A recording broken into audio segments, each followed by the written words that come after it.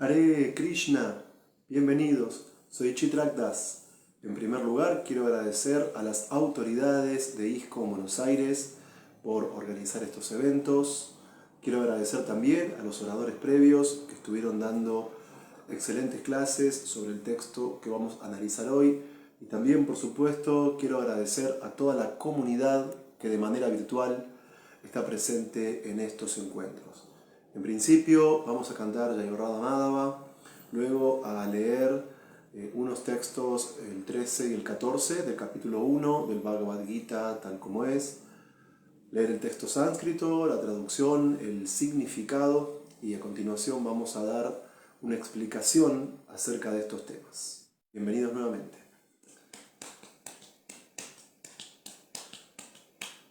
Jaya Radha Madhava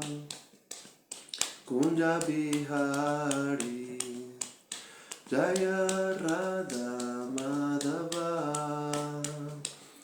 Kunja Bihari Gopijana Vallabha Girivaradari Gopijana Vallabha Girivaradari Yashodanandana Vraja Janaranjana Yashodanandana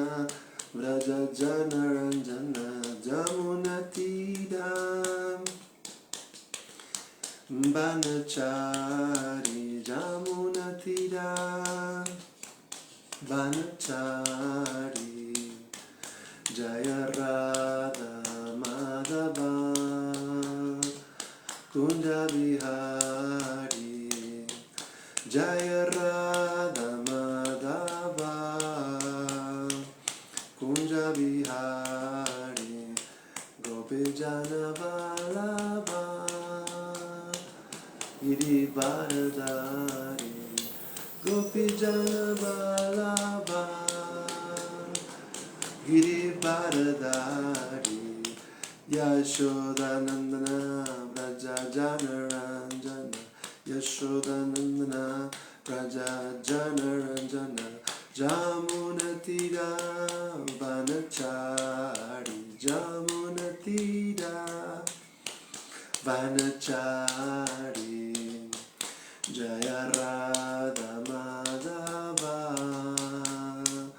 Kunja Bihari Jaya Radha Madhava Kunja Bihari Gopijana Vallabha Girivaradari Gopijana Vallabha Girivaradari Yashodanandana Vraja Janaranjana Yashodanandana Vraja Janaranjana Jamunatira Vanachari Jamunatira Vanachari Jaya Radha Madhava Kunja Bihari Jaya Radha Madhava Kunja Bihari Jaya Radha Madhava Radha Madhava Radhe Jaya Radha Madhava Radha Madhava Radhe Jaya Radhe Jaya Radhe Jaya Radhe Jaya Shri Radhe Jaya Radhe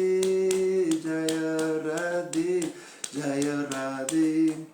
Jaya Shri Radhe Om Namo Bhagavate Vasudevaya Om Namo Bhagavate Vasudevaya Om Namo Bhagavate Vasudevaya. Vamos a leer capítulo 1 del Bhagavad Gita tal como es, textos 13 y 14. Tata Shankas Chaveryas Cha Vanavanaka Gomuka Sahasyaiva vyahayanta sasabdas tumulo babat. Después de eso, súbitamente sonaron todas las caracolas, los tambores, los clarines, las trompetas y los cuernos, y el sonido conjunto fue tumultuoso. Tata Shwetair Hayar Yukte Mahatis Syandaneshtidao Madhava Pandavas Chaiva Divyao Shankao Pradat Matu. En el bando opuesto, tanto el señor Krishna como Arjuna se encontraron en una gran cuadriga tirada por caballos blancos. Hicieron sonar sus caracolas trascendentales. Significado por su divina gracia, A.C. Bhaktivedanta Swami Prabhupada Ki Jai. En contraste con la caracola que Bhishmadev hizo sonar, las caracolas que Krishna y Arjuna tenían en las manos se describen como trascendentales. Que las caracolas trascendentales sonaran indicaba que no había ninguna esperanza de que el otro bando lograra la victoria, porque Krishna está del lado de los Pándavas. Jayashtu Panduputranam Yesham Pakshe Janardanaha. La victoria está siempre del lado de personas tales como los hijos de Pandu, porque el Señor Krishna está asociado con ellas. Y donde quiera y cuando quiera que el Señor se halla presente, la diosa de la fortuna también está allí, pues ella nunca permanece sola, sin su esposo. Por consiguiente, Arjuna le aguardaba la victoria y la fortuna, tal como lo indicaba el sonido trascendental producido por la caracola de Vishnu o el Señor Krishna. Además, la cuadriga en la que los dos amigos estaban sentados se le había donado Agni, el dios del fuego, a Arjuna, y ello indicaba que dicha cuadriga podía conquistar todos los flancos en cualquier parte de los tres mundos, a donde fuese llevada. Namah Vishnu Padaya Krishna Prestaya Bhutale Srimate Hanumat Prasak Swami Nitinamine Vanchakalpatarubhyascha Kripa Sindhubhya Evacha Patitanam Pavanebhyo Vaishnavebhyo Namo Namaha. Muy bien, estamos comenzando a analizar el capítulo 1 del Bhagavad Gita tal como es, y muchas veces cuando uno menciona el nombre de este texto, es común que asociemos la expresión Bhagavad Gita con un tipo de literatura trascendental que permite el desarrollo espiritual. Y por lo tanto, tras leer el significado de hoy, puede surgir una cierta pregunta o puede generarse una cierta confusión, porque teóricamente el Bhagavad Gita es una obra que aborda el tema de la espiritualidad, pero en el significado que leímos hoy estamos hablando de una guerra, estamos hablando de un campo de batalla, estamos describiendo que hay diferentes bandos y que posiblemente Arjuna, por estar del lado de Krishna, se alce con la victoria. Entonces,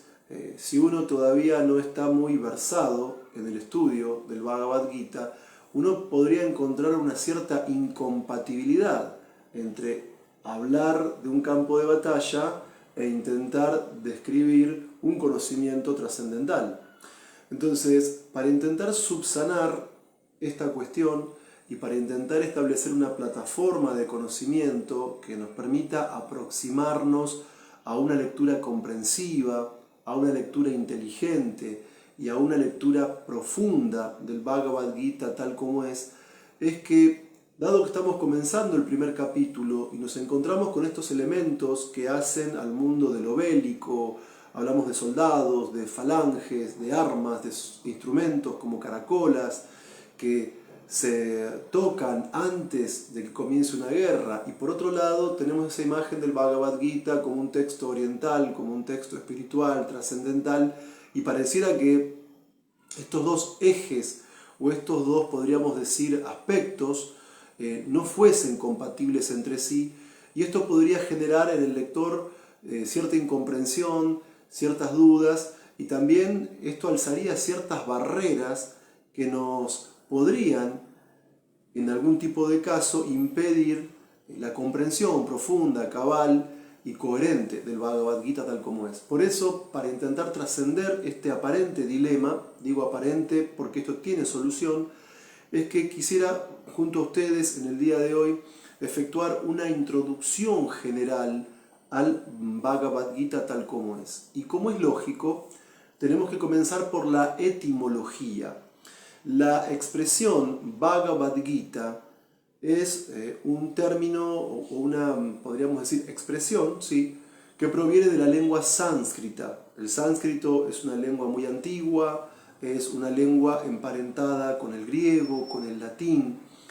Y la expresión Bhagavad Gita puede traducirse de muchas maneras. Hay quienes la traducen como la canción del Señor o las palabras de Bhagavan. Tras haber hablado brevemente de la cuestión etimológica, tenemos que intentar establecer epistemológicamente qué tipo de discurso presenta el Bhagavad Gita o en qué tipo de género podemos ubicarlo. Entonces, es común sostener que el Bhagavad Gita es una obra simultáneamente filosófica y también religiosa. Es decir, cuando hablamos del Bhagavad Gita no hablamos de un texto que sea fruto de la invención, de la imaginación de algún poeta, o que sea un texto solamente anclado en cuanto a narrar históricamente un evento del pasado, como fue la batalla de Kurukshetra, sino que técnicamente hablando el Bhagavad Gita es un tratado filosófico y religioso compuesto en sánscrito hace más de 5000 años atrás, y específicamente fue hablado por Krishna, la deidad suprema, a su amigo y discípulo Arjuna. Sintetizando mucho la cuestión, podríamos decir que en la actualidad el Bhagavad Gita presenta una estructura en el cual dicha obra filosófico-religiosa está integrada por 18 capítulos, y a su vez estos 18 capítulos están compuestos por aproximadamente 700 shlokas o 700 estrofas en la lengua sánscrita. Ahora bien, si queremos remitirnos al contenido filosófico en sí de este texto, podemos ver que a lo largo de los 18 capítulos del Bhagavad Gita y a través de sus aproximadamente 700 textos sánscritos, dicha obra está en realidad poniendo énfasis en el análisis de 5 categorías filosóficas, de 5 aspectos filosóficos fundamentales, que son el conocimiento acerca de Ishvara, es decir, la divinidad, el controlador, el absoluto; Jiva, el ser individual, la entidad viviente, el alma espiritual; Prakriti, es decir, el mundo circundante, el mundo que nos rodea, la naturaleza material; Karma, el resultado del trabajo o el resultado de nuestras acciones; y también Kala, es decir, el tiempo. De estos 5 elementos filosóficos que aborda el Bhagavad Gita, hay 4 que son eternos: Ishvara, Shiva, Kala y Prakriti, mientras que Karma es temporal y es modificable. Una vez que entendemos que la expresión Bhagavad Gita puede significar la canción del Señor o las palabras de Bhagavan, una vez que entendemos que esta expresión proviene de la lengua sánscrita y que el Bhagavad Gita como tratado filosófico y religioso fue expuesto hace más de 5000 años atrás por Krishna, la deidad suprema, a Arjuna, su amigo y discípulo, una vez que comprendemos la estructura del Bhagavad Gita en 18 capítulos con 700 textos, y una vez que podemos sostener que filosóficamente el Gita aborda el conocimiento de Ishvara, Shiva, Prakriti, Kala y Karma, tenemos también que entender cuál es la importancia y el estatus que tiene el Bhagavad Gita dentro de la inmensa cantidad de obras que ha producido Oriente en lengua sánscrita. Entonces, fundamentalmente, cuando hablamos del conocimiento védico, estamos haciendo referencia a los 4 Vedas principales: el Rig Veda, el Yajur Veda, el Atharva Veda, el Sama Veda. También estamos haciendo referencia a la conclusión de los Vedas, al fin al que apuntan los Vedas, los Upanishads. Por supuesto, el conocimiento védico también está integrado por los Puranas, esas obras que narran hechos del pasado, que nos permiten de un modo u otro la elevación espiritual a través de dichas historias o pasatiempos, mientras que los Upanishads tienen un carácter más metafísico, más abstracto y más filosófico. A su vez también contamos en la literatura sánscrita con la presencia de una de las obras épicas más grandes de la historia humana, que es el Mahabharata. El Mahabharata es un texto que aproximadamente está integrado por 100.000 shlokas en sánscrito. Técnicamente hablando, el Bhagavad Gita, que es el texto que estamos comenzando a analizar en estos encuentros, es una parte del Mahabharata. El Bhagavad Gita es parte integral del Mahabharata y también es considerado uno de los Upanishads. Por eso es que otra forma de denominar al Bhagavad Gita es el Gitopanishad. Entonces, técnicamente hablando, una vez que entendemos que la cultura védica en lengua sánscrita produjo los Vedas, los Upanishads, los Puranas, el Mahabharata y tantas otras obras más, tenemos que comprender que el Bhagavad Gita tal como es, no es un texto más entre otros. El Bhagavad Gita tal como es, no es una obra más dentro del catálogo de obras sánscritas que se produjeron en India en la antigüedad, sino que el Bhagavad Gita, como parte del Mahabharata y como diálogo entre Krishna y Arjuna, es la esencia del conocimiento védico. Es decir, si uno dijese, o si uno asumiese la posición de querer conocer los puntos más importantes de toda la producción literaria del conocimiento védico, y si no tuviésemos tiempo para estudiar todo eso, entonces podríamos captar el núcleo del mensaje de todo el conocimiento védico solamente con la lectura y el estudio del Bhagavad Gita tal como es. Porque, como dijimos, en el Bhagavad Gita encontramos lo mejor de todo el conocimiento védico. En el Bhagavad Gita encontramos el núcleo de las enseñanzas de todos los Upanishads, de los Vedas. En el Bhagavad Gita encontramos la esencia del conocimiento védico en sí. Y solo por leer y solo por estudiar el Bhagavad Gita tal como es, uno puede comprender, podríamos decir, toda la estructura macro del conocimiento védico. Uno podría comprender el mensaje más importante del conocimiento védico a través de la lectura y del estudio del Bhagavad Gita tal como es. Ahora, ¿cómo es que este Bhagavad Gita llega históricamente a nosotros? Es decir, desde hace miles y miles de años atrás, en la antigua India,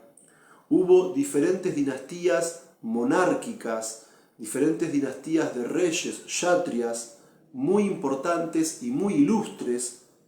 que se narran en diferentes textos y que han de alguna manera llegado a la tradición tanto escrita como oral del antiguo pueblo indio. Ahora, si bien hay muchas dinastías importantes, hay una en particular que es la dinastía Kuru, la dinastía de los Kauravas. Y dentro de esta dinastía nacieron dos hermanos muy importantes, Dhritarashtra, un rey ciego, y Pandu, un rey que tenía una enfermedad de la piel. Entonces, el punto es que estos dos, en principio príncipes, Dhritarashtra y Pandu,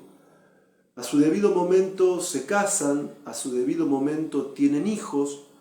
Dhritarashtra tiene un aproximado de 100 hijos,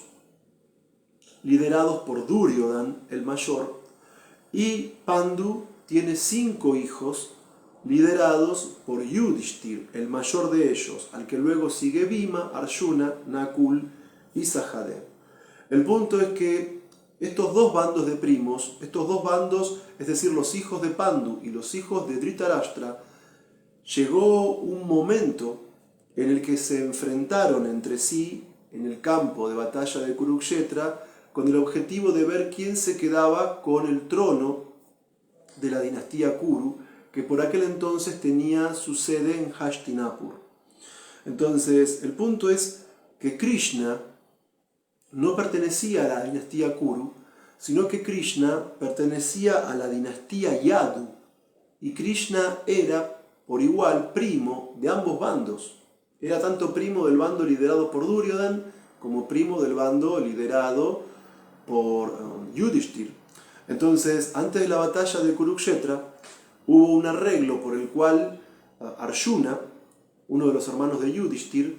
logró que Krishna en la batalla de Kurukshetra, si bien no iba a empuñar ninguna arma, iba a convertirse en su áuriga, el conductor de su cuadriga, y también en su consejero.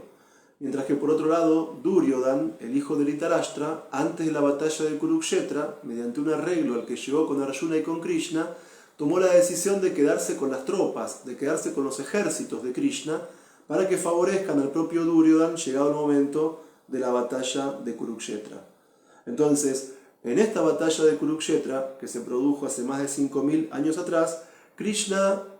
asume el papel de áuriga, de cochero, del carro de combate, de la cuadriga del propio Arjuna.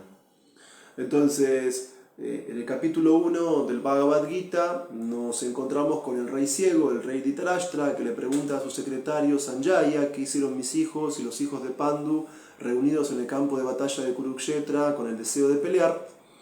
Y Sanjaya le remite a este rey el diálogo que estaba sucediendo en el campo de batalla, en el cual el príncipe Duryodhan estaba de alguna manera ante su maestro de armas Drona, haciendo una suerte de catálogo, de descripción de los grandes guerreros que estaban dentro del bando del príncipe Yudhishthir y cuáles eran las habilidades de combate que estos guerreros tenían.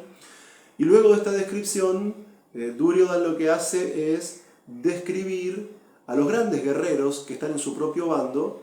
y dice que también son muy hábiles en el uso de las armas y que están dispuestos a dar la vida por él. Y también lo que hace Duryodhan es explicar la estrategia en la que se debía combatir en el primer día de la batalla, la guerra de Kurukshetra, en la que todos los grandes guerreros y todos los grandes generales debían dar su apoyo al abuelo Bhishmadev, es decir, a uno de los grandes patriarcas de la antigua y prestigiosa dinastía Kuru, de la que formaban parte el propio Yudhishthir y sus hermanos, como así también el propio Duryodhan y sus hermanos, es decir, los hijos de Pandu y los hijos de Dhritarashtra. Entonces, en la batalla de Kurukshetra, Bhishmadev toca su caracola, que hace un sonido estruendoso, como el rugido de un león, y a su vez todos los grandes guerreros del bando de los Kurus comienzan a tocar sus instrumentos musicales, mientras que del otro lado, Krishna y Arjuna, en una cuadriga tirada por caballos blancos, suenan sus propias caracolas, las cuales tienen un sonido que es trascendental y que en parte desmoralizó al espíritu belicoso del guerrero opuesto, del bando opuesto. Y después de Krishna y Arjuna tocaron sus instrumentos y caracolas el resto de los hermanos de Arjuna y el ejército de los Pándavas. Llegado a este punto, Arjuna le pide a Krishna, su áuriga, que lleve el carro de combate en medio de ambos ejércitos para ver quiénes eran los guerreros reunidos con deseos de pelear. Entonces, es en ese momento en el que Arjuna ve a ambos bandos y ve en ambos bandos a amigos, primos, familiares y maestros, que él comienza a experimentar el deseo de huir del campo de batalla. Aunque Arjuna es un kshatriya, aunque Arjuna es un guerrero, él no desea combatir.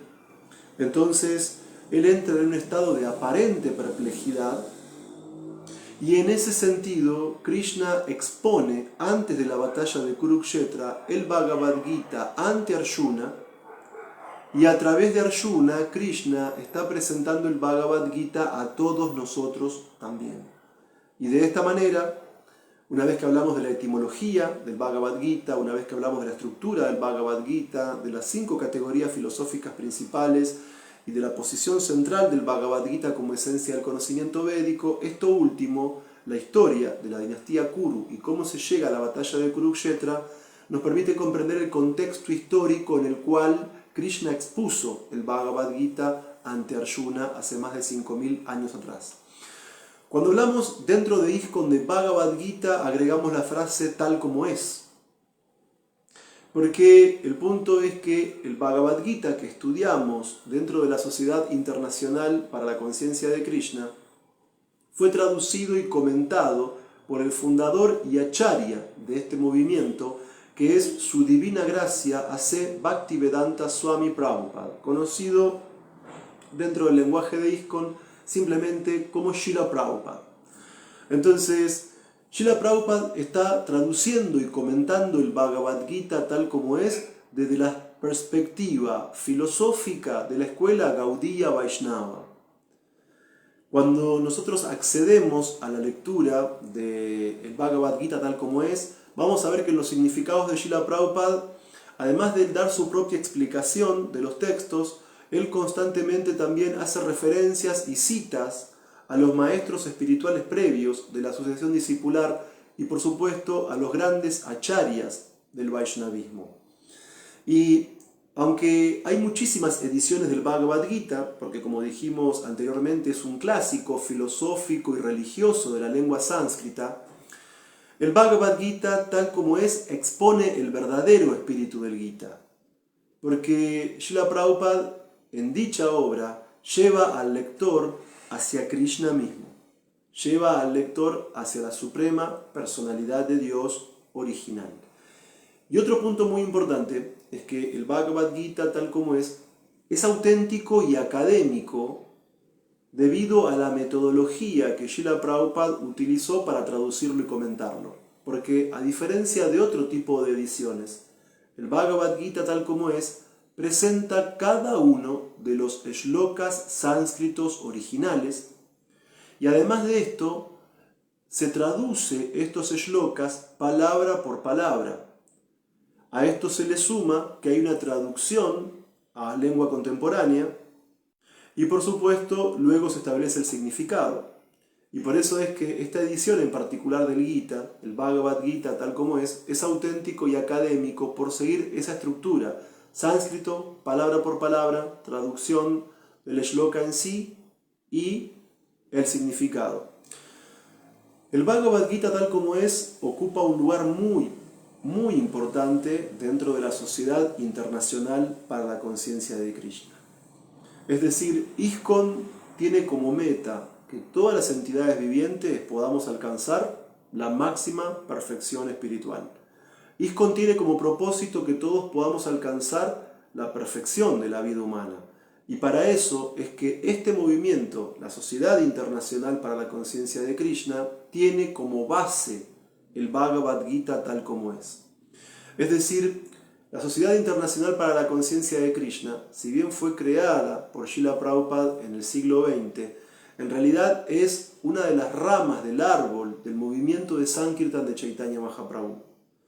Es decir, que si bien Srila Prabhupada creó ISKCON, Srila Prabhupada no creó el Vaishnavismo, sino que Srila Prabhupada es un gran acharya y es un gran maestro espiritual dentro de una línea de sucesión discipular que se remonta hasta el origen de los tiempos. Es decir, que el Bhagavad Gita, tal como es la base sólida sobre la que se apoya ISKCON y que conecta a las enseñanzas de nuestro acharya actual, Srila Prabhupada, con las enseñanzas de todos los grandes maestros previos, con las enseñanzas de todos los grandes acharyas Gaudiya Vaishnava. Y por eso es que el Bhagavad Gita tal como es nos da una raíz sólida para nuestro movimiento de Sankirtan. El Bhagavad Gita nos inscribe dentro de una tradición del Gaudiya Vaishnavismo. El Bhagavad Gita nos permite contar con la autenticidad filosófica, religiosa e histórica propia de la milenaria tradición Vaishnava. En ese sentido, el Bhagavad Gita tal como es nos da a los miembros de ISKCON bases firmes y progresivas para el avance espiritual. Es decir, el Bhagavad Gita opera como fundamento, como autoridad y como elemento que dota de autenticidad a esta sociedad internacional para la conciencia de Krishna. Y si hablamos del Bhagavad Gita, no solamente tenemos que quedarnos en un sentido teórico en cuestiones de etimología o de estructura o de contenido formal o del lugar que ocupa el Bhagavad Gita dentro del conocimiento védico o su historia como parte importante del Mahabharata, o no solamente con comprender qué diferencia hay entre el Bhagavad Gita tal como es y otras ediciones, o comprender cómo el Gita opera como base y fundamento y autoridad de la Sociedad Internacional para la Conciencia de Krishna, sino que el Bhagavad Gita es un texto que debe ser leído y que debe ser estudiado y que debe ser comprendido. Entonces, sobre este punto también tenemos que detenernos. Hay una forma para poder comprender exactamente el mensaje del Gita, y es que este texto no debe estudiarse desde la especulación mental, Este texto no debe estudiarse desde la imaginación desbocada, sino que el mensaje del Bhagavad Gita, para ser comprendido cabal y profundamente, tiene que ser recibido dentro del marco de la sucesión discipular. Es decir, el conocimiento del Bhagavad Gita se ha transmitido por miles y miles de años de maestro a discípulo, y así es como uno logra captar la esencia de su mensaje. Para poder comprender realmente dicha esencia, el discípulo tiene que tener la actitud de Arjuna, es decir, uno como estudiante del Bhagavad Gita, como mínimo, teóricamente, tiene que aceptar que Krishna no es un hombre común, no es un semidios, no es una manifestación del Brahman impersonal, ni es tampoco un avatar de Vishnu, sino que para entender cabalmente el mensaje del Gita tenemos que partir del punto de la comprensión de que Krishna es la suprema personalidad de Dios original, y que es esta personalidad original quien expuso hace más de 5.000 años este conocimiento a Arjuna para beneficio de su amigo y discípulo, y a través de él para beneficio de todas las entidades vivientes. Es muy importante al momento de estudiar el Bhagavad Gita que tenemos que tener una mentalidad guiada a la búsqueda filosófica de la verdad absoluta. Es decir, el alumno idóneo para estudiar el Bhagavad Gita es aquel que se pregunta en su fuero interno: ¿quién soy? ¿De dónde vengo? ¿Y a dónde voy? Es decir, es muy importante la actitud filosófica que asume uno como estudiante del Gita para poder comprender su mensaje dentro del marco de las enseñanzas de la sucesión discipular. Entonces, como pudimos ver previamente, estamos en el capítulo 1 del Bhagavad Gita, y uno en principio no encuentra ideas filosóficas muy profundas en el capítulo 1, ni uno se encuentra con términos demasiado yógicos en el capítulo 1, sino que el capítulo 1 del Bhagavad Gita es básicamente el contexto histórico en el cual fue hablado el Gita por última vez.